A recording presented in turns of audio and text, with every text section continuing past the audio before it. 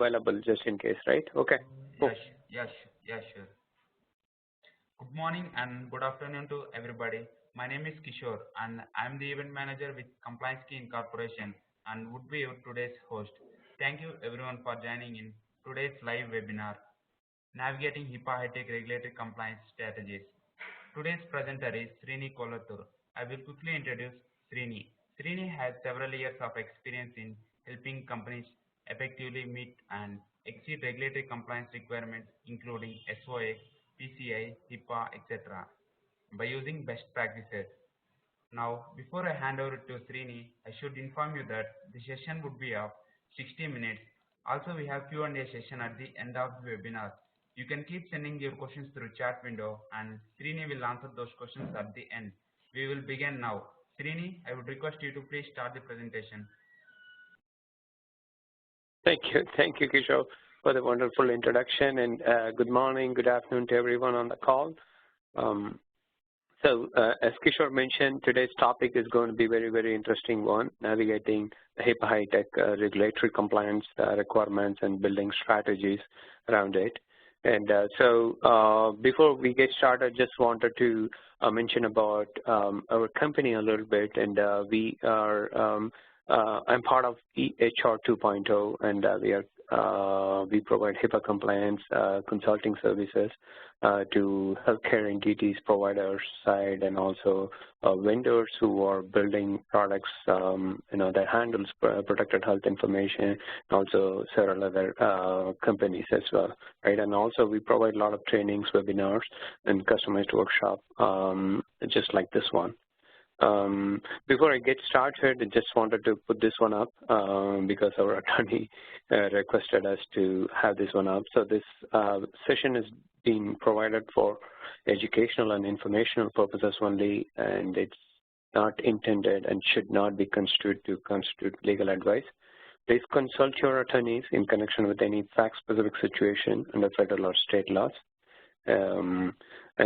With that, actually, I'm going to get started, and we are going to make this webinar available on a recorded version as well. Kishore will have all the information about the recorded version. So here are like some of the high-level topics that we are going to be covering as part of today's session. We are going to take a 10,000 feet overview of like the background, the basics, and the requirements, and why the security risk analysis is kind of considered as the key part of your HIPAA compliance efforts, and also some of the other requirements and the takeaways and our approach in terms of how we go about conducting the HIPAA-HITECH compliance assessment. And of course, we have plenty of time for Q&A as well. So here are like some of the acronyms that you will hear throughout this webinar. I just wanted to be upfront and make sure that you're all very familiar with some of the terminologies that we are going to be talking about today. HHS stands for Health and Human Services. That is like kind of the key agency enforces and makes sure entities are complying with HIPAA.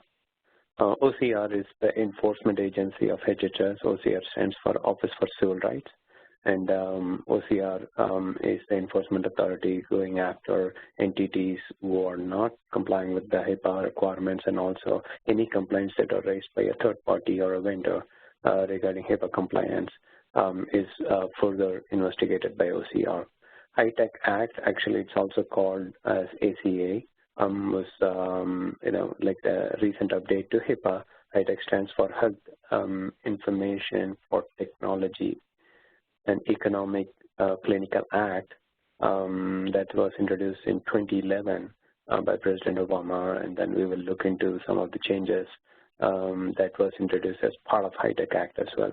HIPAA, of course, most of you must be very familiar with the HIPAA terminology. HIPAA stands for Health Information Portability and Accountability Act. PHI, a lot of people get confused with this terminology. PHI is not patient health information, it is protected health information. Also, some people say it's personal health information. It's not personal, it's protected health information. I will walk you through the difference between PHI and some of the other terminologies that we are talking about. So why do you need to even care about this particular topic? Why do you want to conduct a thorough assessment of your HIPAA-HITECH compliance. And here are like some of the high-level reasons that we think, is required. One, there are quite a few breaches that are happening. Security, this is always in the headline. And so you definitely want to stay either like stay in front of some of the data breaches that are happening and some of the symptoms. You want to eliminate them completely in your organization. Number two, these are the first set of documents requested by any auditors, whether it is OCR for HIPAA compliance or CMS for meaningful use or the MACRA, now called MACRA programs. So these are the first set of documents requested by them. And so these are like essentially kind of security best practices that are provided at a very high level as part of the HIPAA compliance efforts. And then also your assessment helps you to kind of improve the areas where you have like a lot of gaps. And then of course, like you want to avoid civil money penalties. I have a slide that talks about some of the civil money penalties that were, settled with the providers who are found to be not in compliance with HIPAA. And also the last but not the least is you want to maintain good patient trust, especially when a patient walks into your practice and provides their personal information, health-related details. Then you want to make sure that you are following the rules of the law, and also like you are following the best practices to secure their data. So as I mentioned, like here are like some of the recent settlements. In fact, this slide deck needs to be updated, and there are a few other settlements as of last month as well.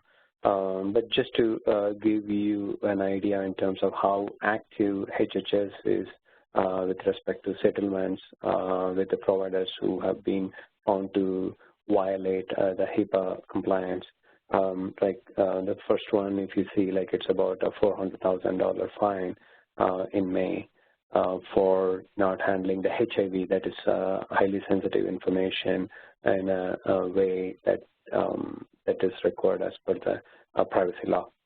And then, of course, Texas Health System was fined for violation of disclosing patient information in May.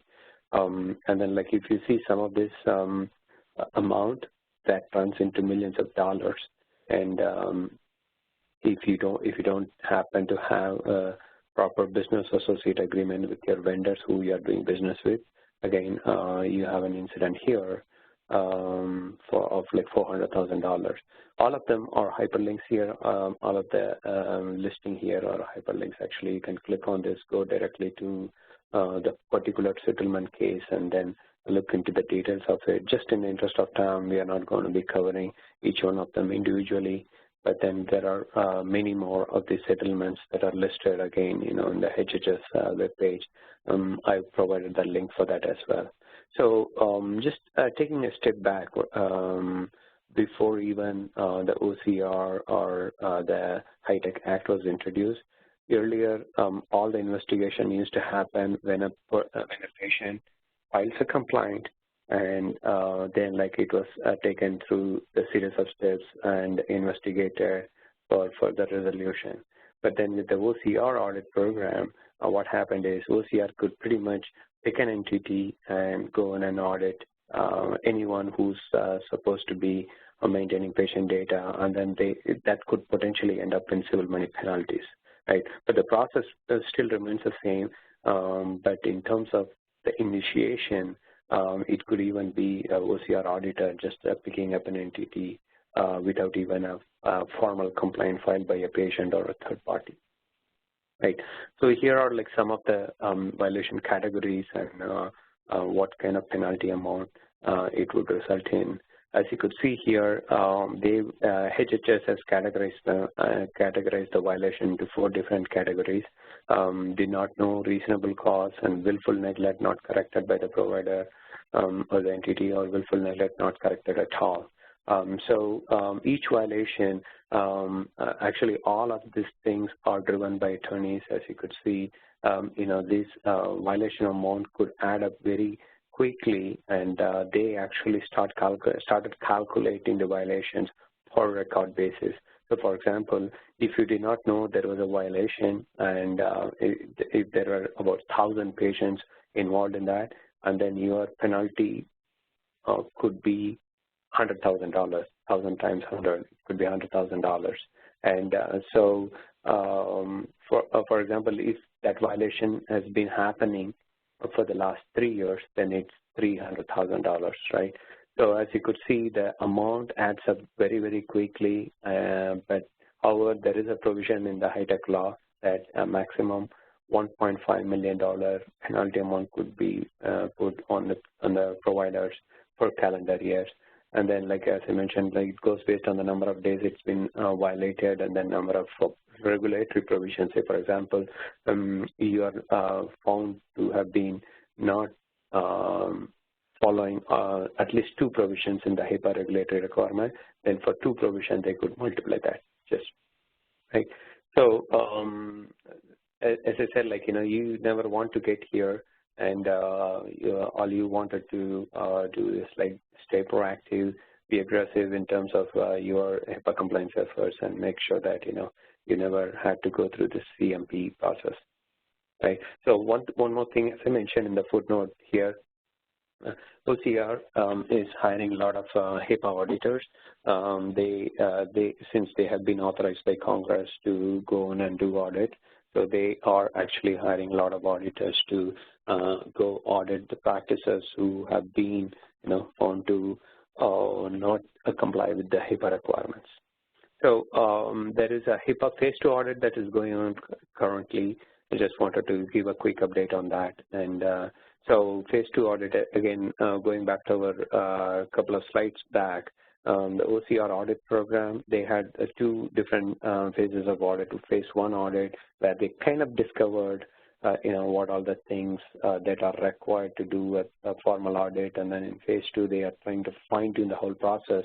And then they published a protocol, OCR Audit Protocol as well, actually, that is available on our website. So which kind of talks about the different areas that they will be covering as part of the audit. Right, so they identified close to about 200 plus entities as part of phase 2 audit, and there was a desk audit that happened towards the end of last year, and now there is the on-site audit that's happening, and then they are actually going to be publishing the results of the audit and potential compliance review and other details of it as well. So as I mentioned, like OCR conducts these audits, and people, there are quite a few interested agencies who are really trying to figure out like what is it OCR is trying to do with the phase 2 audit results. So let's again take a step back and really understand the basics of the HIPAA-HITECH requirements and the rules. Right, so there are the way like we see this is like there are primarily 3 different categories.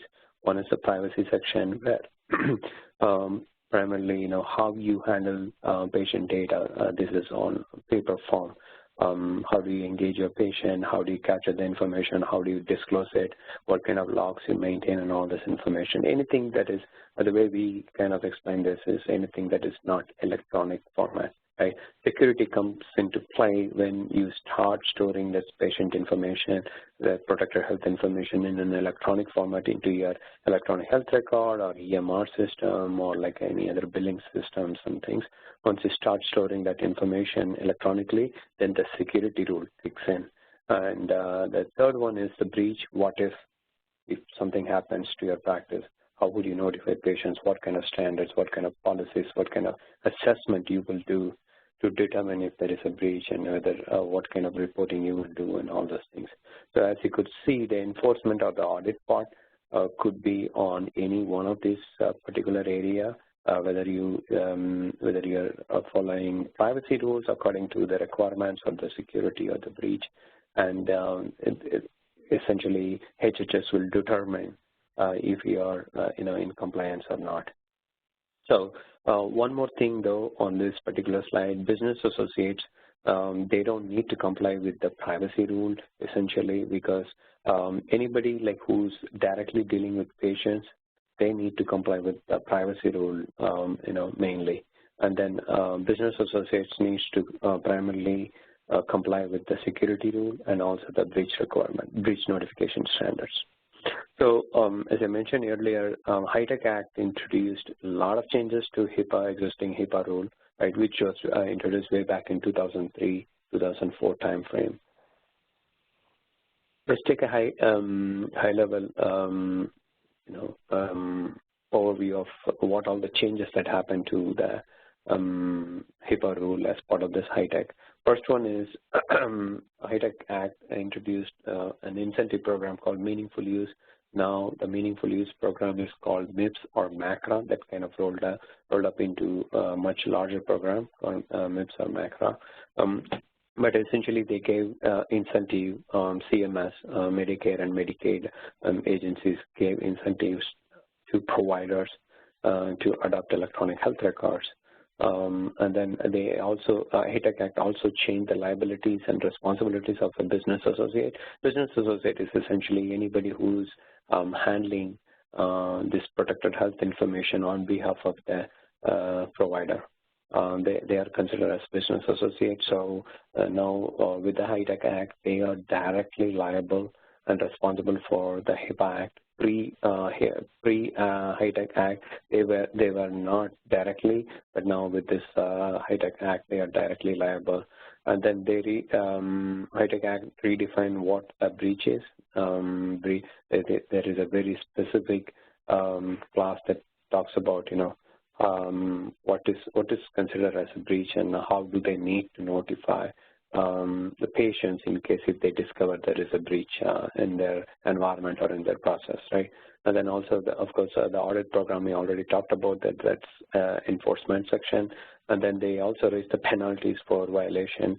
Pre-HITECH Act, the penalties were not up to 1.5 million a year, so they pumped up all these numbers there. And then, of course, they created a lot of new codes and transaction sets, HIPAA 5010, ICD-10. We are not going to be covering that in detail a lot here. But this is the HITECH Act, especially the incentive program in the HITECH Act is a very, very popular program. And so far, like CMS and Medicaid agencies have rolled out close to about $30 billion to the providers and hospitals for adopting electronic health records. So as you could see here, the things that we are talking about, especially with respect to the HIPAA requirements, are a very, very small part of the entire HIPAA rule, but that is like the majority of what the providers need to do to comply with the HIPAA requirements. So as you could see, it all rolls up under Title II of HIPAA under the administrative simplification, right? So doing a deep dive of that Title II administrative simplification. So there are several subsections within that. For example, the safeguards that are listed here, the administrative, physical, and technical safeguards. Those are the detailed rules of the security requirements, what all the providers need to do as part of these requirements. And then, of course, high-level organizational requirements and the policies, procedures, and other standards are all listed here. So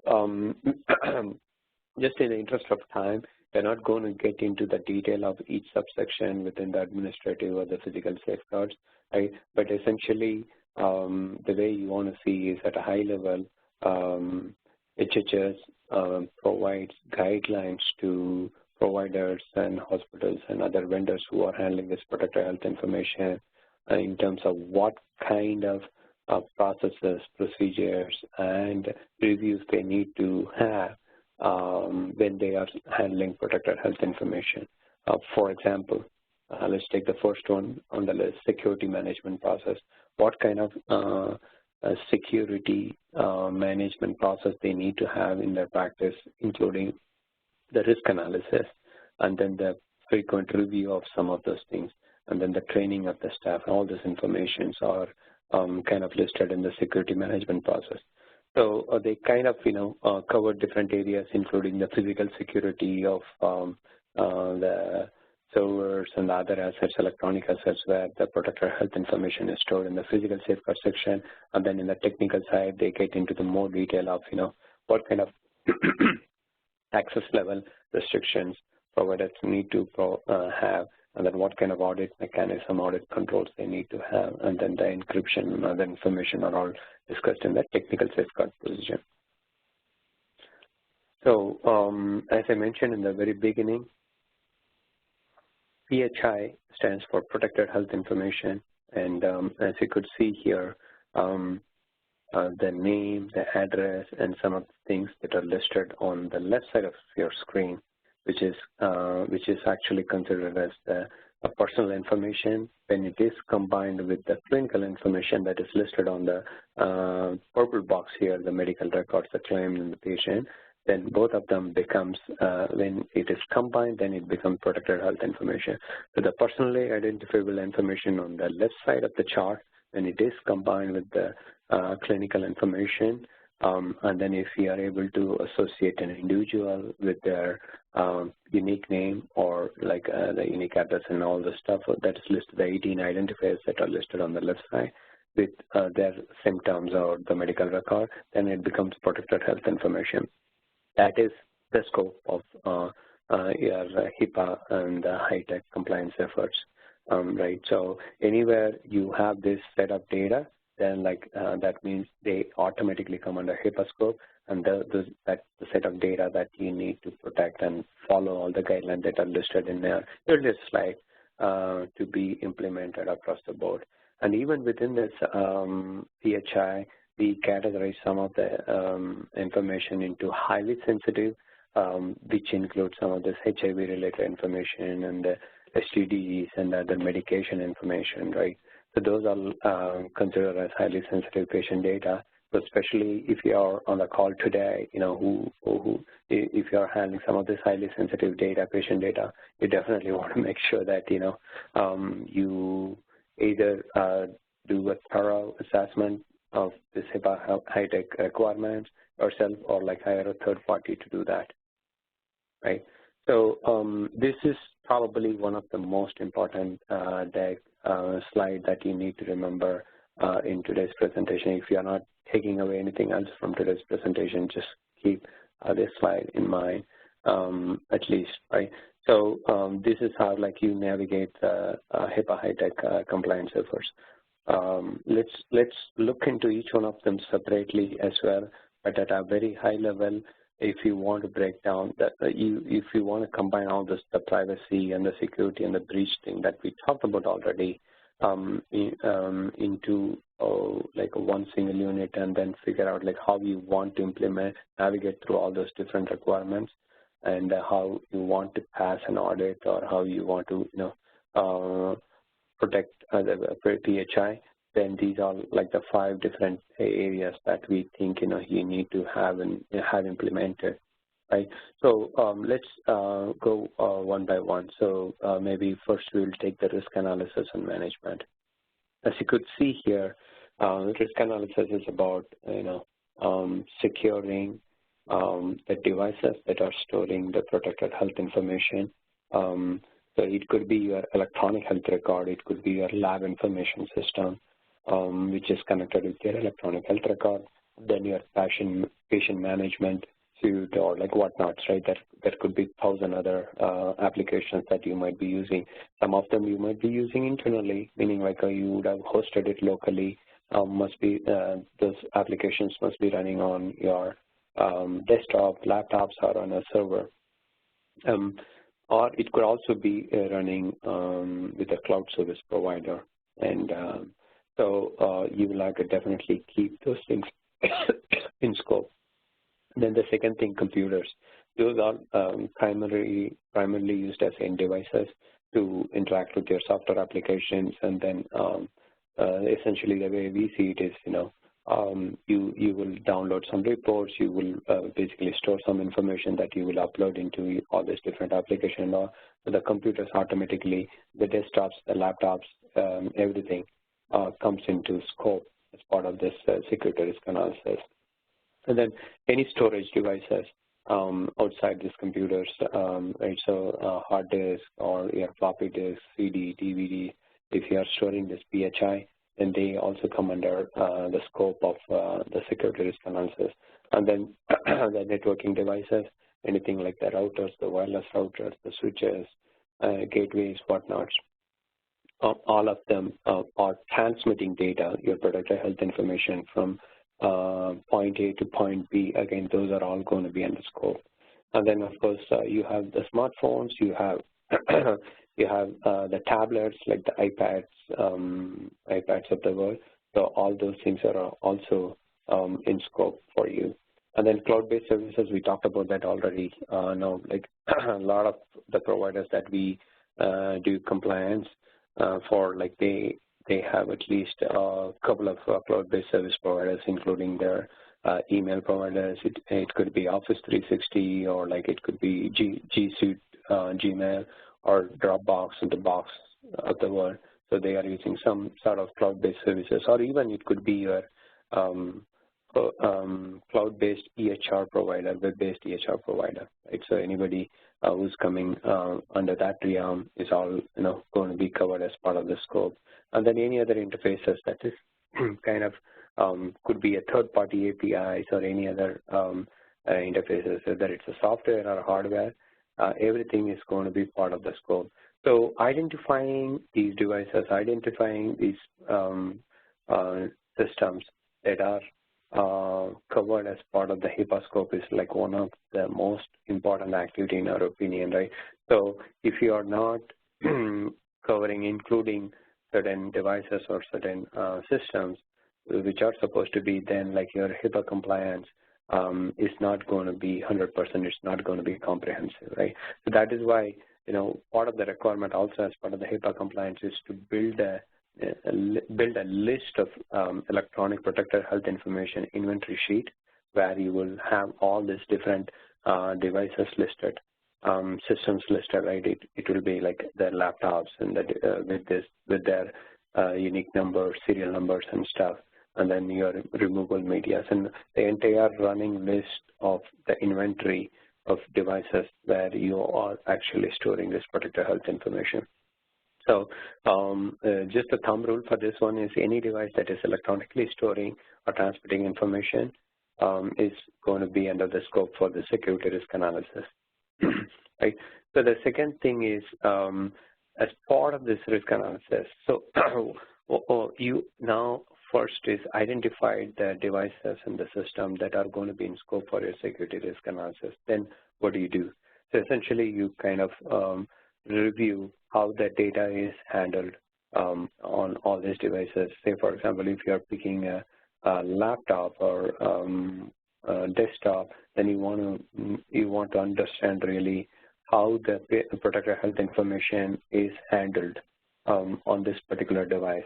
So people use browser-based software, let's say browser-based application to access patient data, and then they sometimes download reports stored on your laptop or desktop, and then they submit this report or export this report into your EHR system or somewhere else, right? So that means essentially all these different applications that are being used, and also the storage and other the whole 9 yards that comes with this desktops and the laptop, that comes into scope.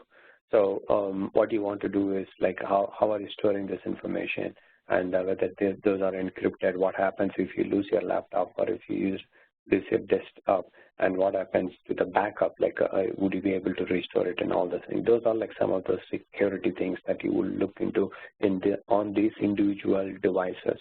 The same thing applies for any other items that we identified in our previous scoping exercise, right? So let's talk about the networking devices. Say if you have a router, then you wanted to look at what kind of rules that you are implementing on the router, whether you have kind of updated the default username password that came with the router, and are you up to date with the firmware? Are you patching the system regularly?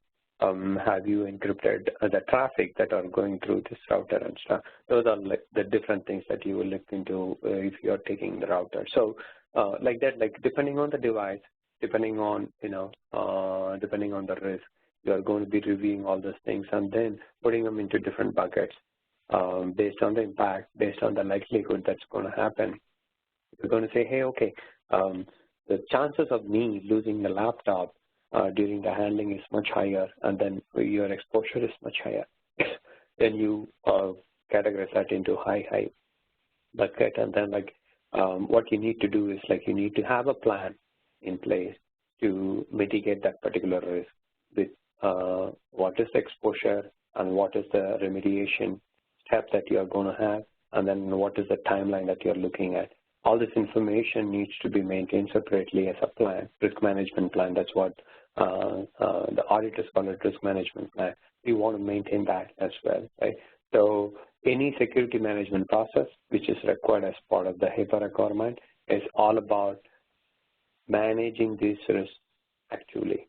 So that's why the auditors are looking for the risk management plan, and whether you have that updated, whether you are managing all your risks. So they are not looking for practice where you have zero risk, right? They are rather looking for the process and the steps that you follow to manage all this risk actively. That's what essentially they are looking at. That is their intent, and then these are some of the collaterals that you need to provide. Right? So essentially, updated risk management plan needs to be provided to auditors any point in time if they are requesting, and they could go back up to 6 years and request for documents that kind of demonstrate that you are in compliance. So the second one, going back to our earlier slide, we kind of covered the security risk analysis and the management part of it. And then the second point is the policies and procedures. So what are the things that you are going to be covering in your policies and procedures? So here are some of the high-level areas that you need to cover: physical security policy, your information security policy, and your contingency plan policy, your security incident process and procedures and breaches.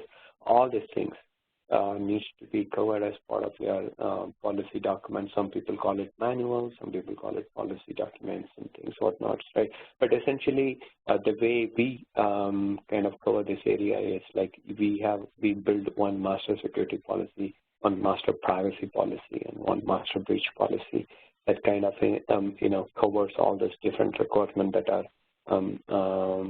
are listed in your HIPAA compliance efforts. And then the third one, if you see documenting the training, training is essentially, we are just going to skip one section. So training is based on the role that people play within the organization. It is privacy and security officer. It is much more involved, deep dive training on some of these topics.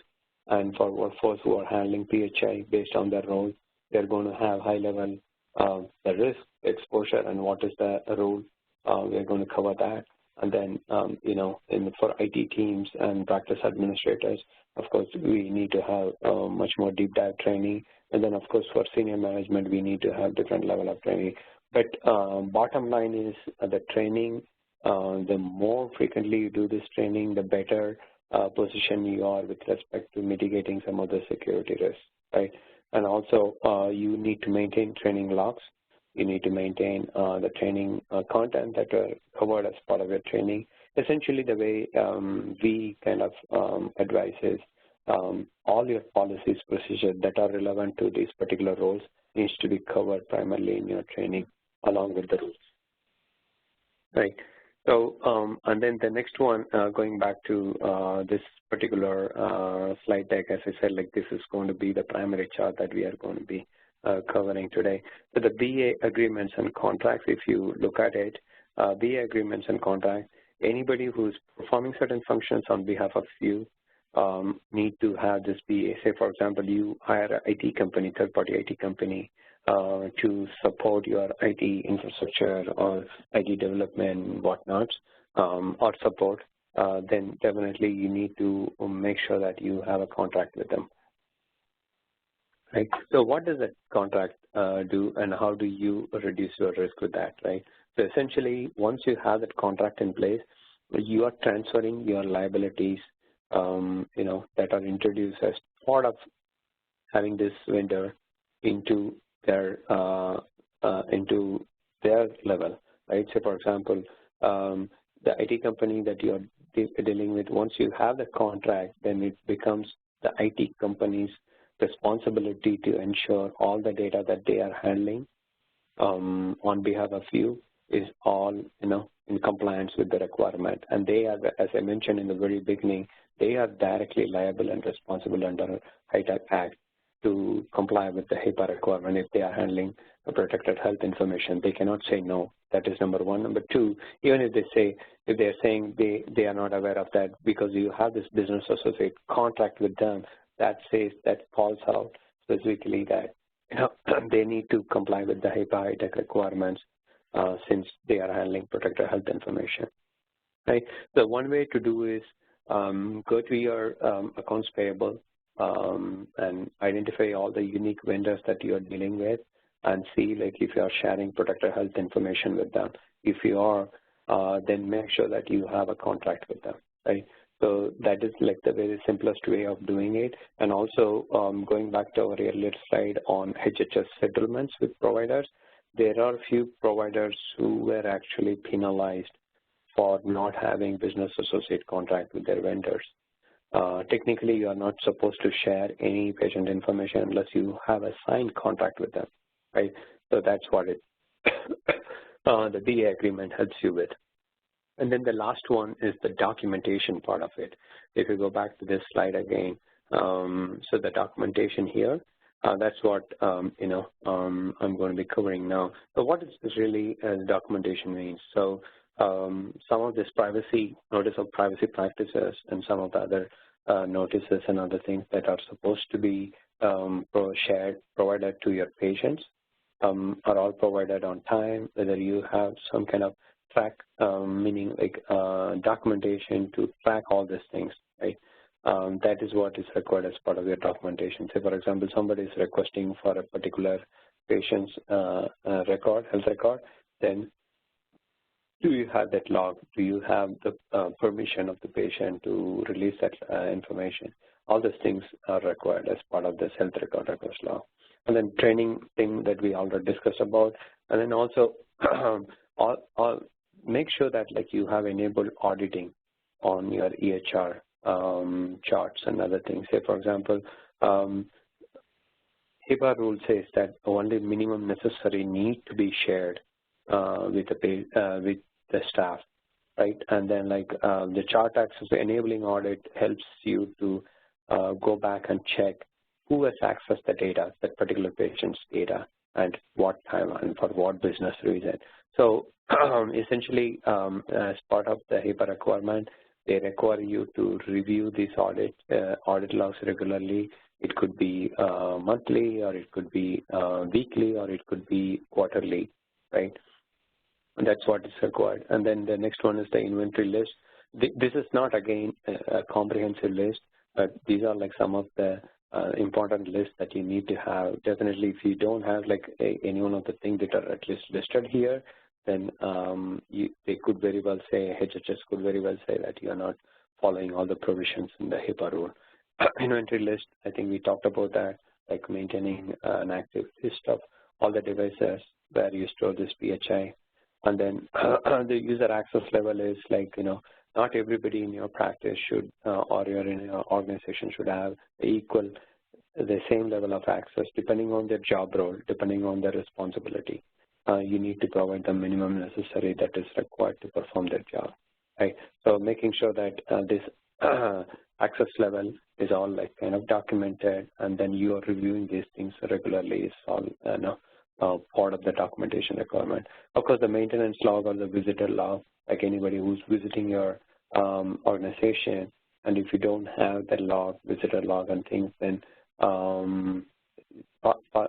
possibly you are not following some of the provisions required as part of the HIPAA requirement. So as I mentioned earlier, potentially up to 6 years worth of documentation could be requested by the auditors during their audit. So you want to make sure that you are maintaining all this information diligently. So what we recommend to our customers is create different folders, maybe network folder, where we create based on the year different documentation that are listed here, to store them there, so that like in case if there is any audit, you will be able to go back and provide that information. Again, encryption is like kind of a silver bullet for a lot of the issues that are happening in the industry now, especially based on what kind of safeguard requirement that you are trying to meet. We've given some examples of that.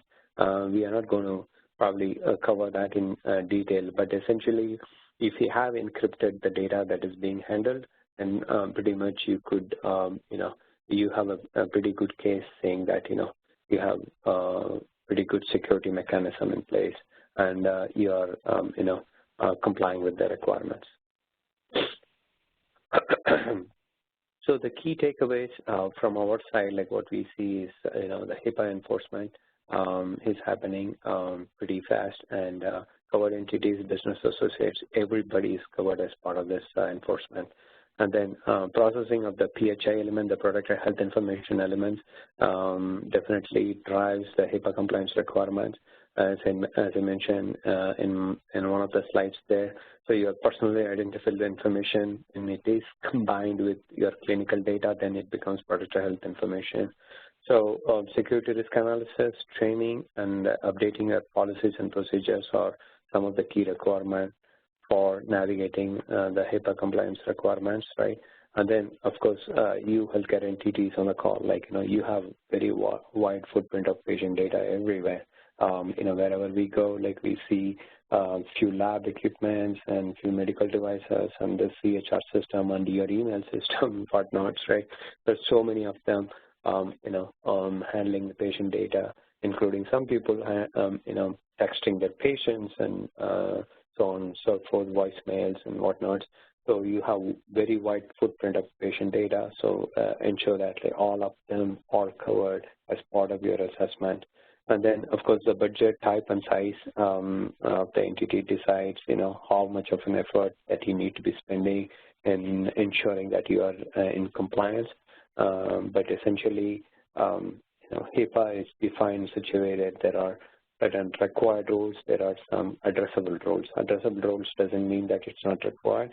You will have to look at your practice and decide if those addressable roles are applicable in your area, and accordingly you need to document that addressable is not applicable for you because of so-and-so reason, right? So there are quite a few references also. I have it here, like HHS publishes all the settlements or anybody who has reported a data breach incident on their website. This is just to educate other providers in terms of what is happening and what are like some of the potential areas that they need to be focusing. This is not to highlight a particular provider that they are not complying with HIPAA. And then the second thing is also there are quite a few frequently asked questions listed here. And then if you want to get some better understanding of the encryption technologies and stuff, there is a publication by NIST. It's a very good one. And again, for public health, there are quite a few guidelines and things that are provided here.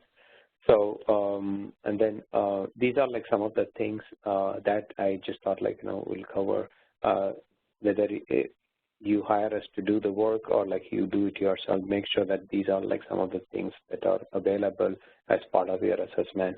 The EPH inventory sheet, your formal security risk analysis report, and the risk management plan, and then your updated policies, procedures, the training, executive summary that you could share with your vendors or your business partners. Those are like some of the things. And then so the way we do it is a little bit differently. So we have everything available via our secure portal where people can do their own assessment, or they could hire us to come in and do our assessment, and then all the templates and the trainings and whatnots, right? So if you have any further questions and things, definitely you could reach out to us, and our contact information, everything is listed here. And again, thank you so much for your attention. I know it's a pretty heavy subject, but we try to make it we try to simplify the topic and provide it in a way that you want it. But again, I would refer back to my 5 requirements that you need to focus as part of your HIPAA compliance effort to navigate it successfully and build a strategy around it, right?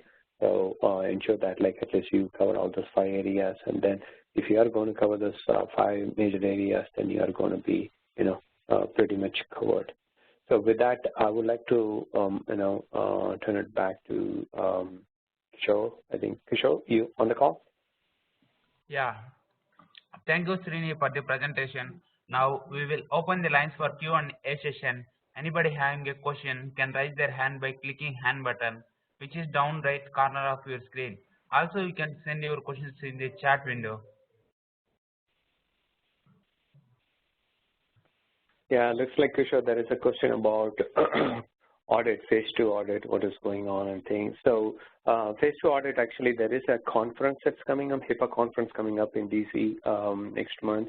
So we are expecting some more updates from HHS on the phase 2 OCR, HHS OCR on the phase 2 audit.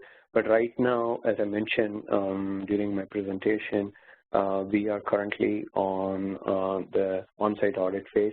So HHS is likely to consolidate all their learnings and their fine-tuning into a more formal protocol document and then share that with us.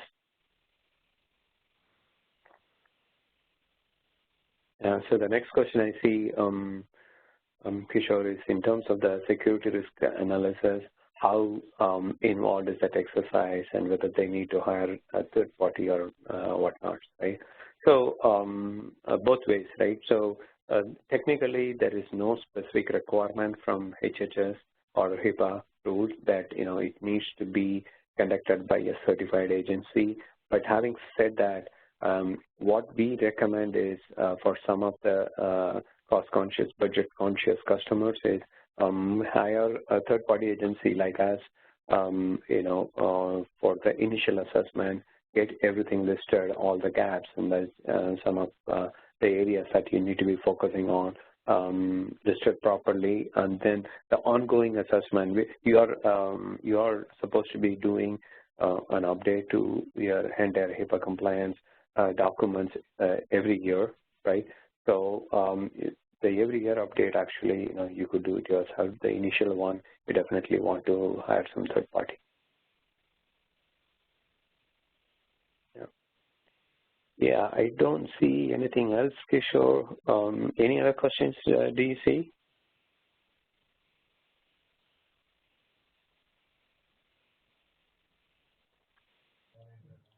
Yeah, Well, there is no questions at this moment. However, you can still send your questions to email ID at webinar@compliancekey.com. With this, we will end the session. We appreciate your time and believe the session was informative and up to your expectation. We look forward to see you in your next event. Soon you would be receiving certificate of attendance and feedback form. Kindly send your comments. Your feedback is important for us. Thank you very much for your time and have a good day. Thank you, Srini, for the presentation. Excellent. Thank you, Kishore. I thoroughly enjoyed it.